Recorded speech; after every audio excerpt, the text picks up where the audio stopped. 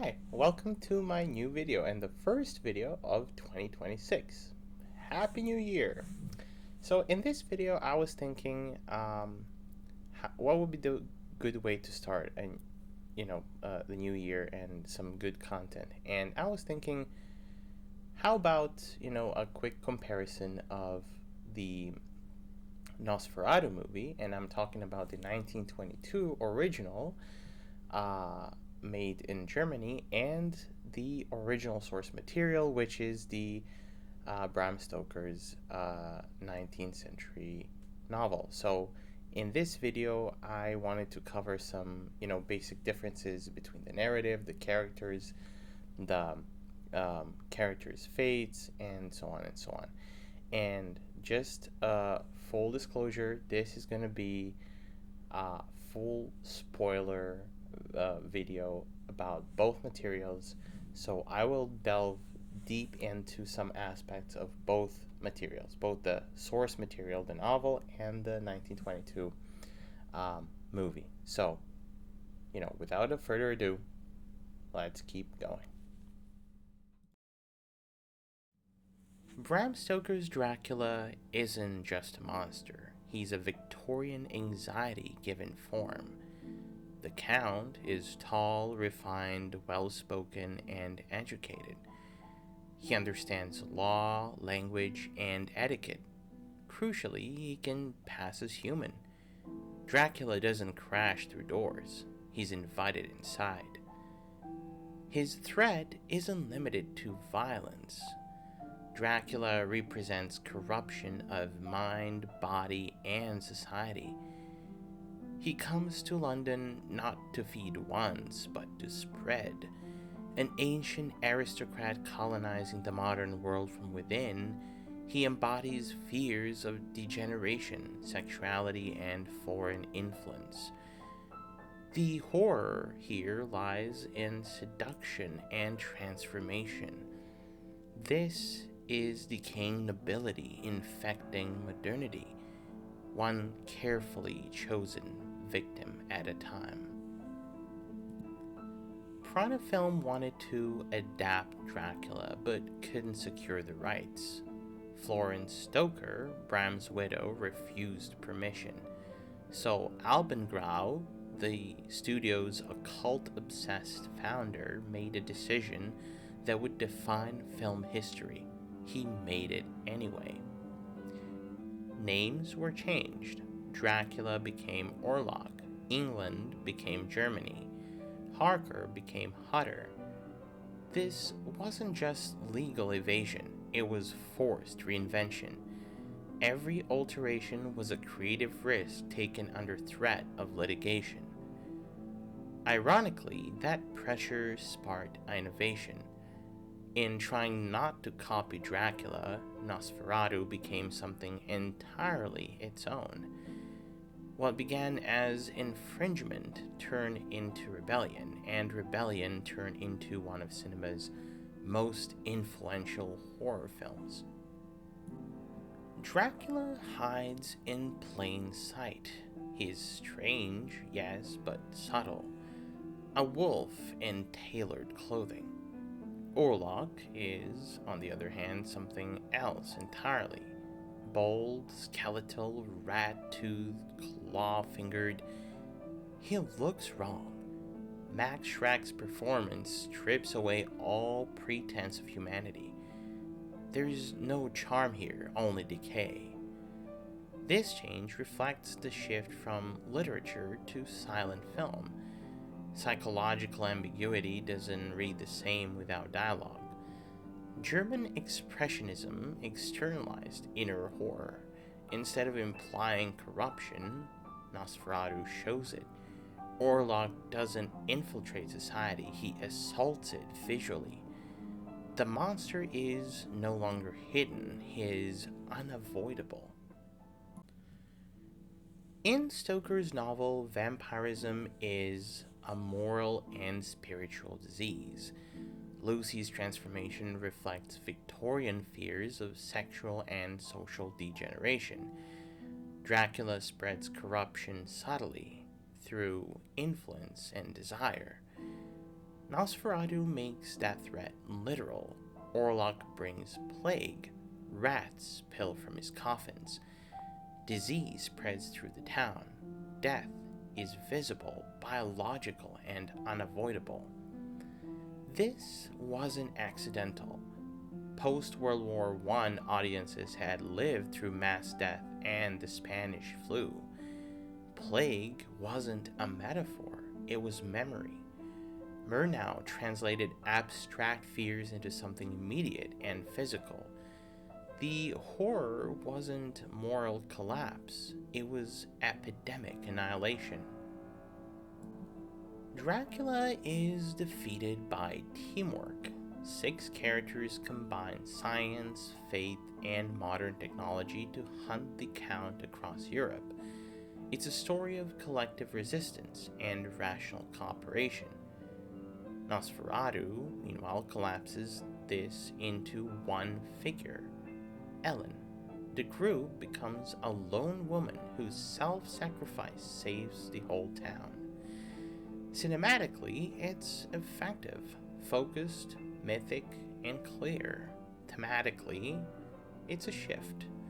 Masculine rationality gives way to feminine purity. Collective action becomes spiritual martyrdom. The victory is quieter, more symbolic, but also more isolating. Modernity no longer wins together, it survives through sacrifice. Renfield in Stoker's novel is a psychiatric puzzle. His madness is documented, analyzed, and treated as evidence of Dracula's mental reach. In Nosferatu, he becomes Knock, a visual manifestation of corruption. There is no diagnosis, no curiosity. His insanity is immediate, physical, and grotesque. German expressionism rejected realism in favor of emotional truth. Knock isn't meant to be understood, he's meant to be witnessed. The film discards Victorian clinical fascination and replaces it with raw, externalized madness.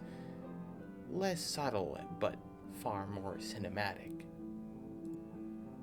Stoker uses the ship's log as a literary device. Horror unfolds through written absence. We read what happened. We imagine the rest. Murnau had to show it. The voyage becomes a sequence of shadow, confinement, and creeping dread. Orlock moves through the ship like a living stain. Coffins stack. Crew members vanish. This is where cinema asserts itself. Through framing, light, and movement, Nosferatu creates fear without words. The ship sequence isn't narrated, it's endured. It demonstrates what film can do that literature can't: make dread physical. Stoker's Dracula is killed by blade and courage. Sunlight weakens him, but it doesn't really destroy him. Nosferatu changes everything. Orlock dies in sunlight. Ellen holds him until dawn, and the light annihilates him completely. This single decision reshaped the vampire mythology. After Nosferatu, sunlight became lethal. Nearly every vampire story since adopted it. What began as a cinematic invention became genre law. The film didn't just adapt Dracula, it rewrote the rules. Florence Stoker sued and won. The court ordered all prints of Nosferatu destroyed. Prana Film went bankrupt. The film was legally executed. In the 1920s, that should have been the end. Films existed only as physical prints. Destroy them and the movie ceased to exist. But destruction was incomplete. A few prints had already escaped overseas. private collections held onto them. Against all odds, the film survived, illegally, quietly, like its own undead creation.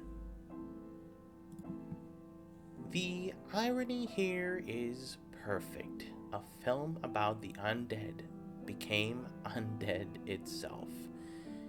As copyright expired and archives preserved surviving prints, Nosferatu emerged from obscurity into legitimacy. Scholars reclaimed it, film schools taught it, audiences rediscovered it. What was once illegal became essential. The attempt to erase it only strengthened its myth. Like Orlock, it endured destruction and returned transformed. Stoker gave us the vampire as a dark, romantic figure. He's intelligent, articulate, and seductive. This kind of archetype shaped a century of vampire fiction, from Lugosi to Anne Rice to modern interpretations.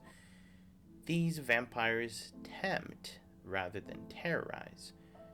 Immortality here is offered as desire, not curse. The bite becomes metaphor for forbidden transformations. This legitimacy made vampires complex. Dangerous, yes, but alluring.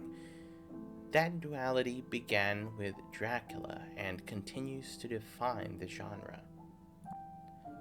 Nosferatu, on the other hand, gave us the opposite legacy, the vampire as plague-bearing predator.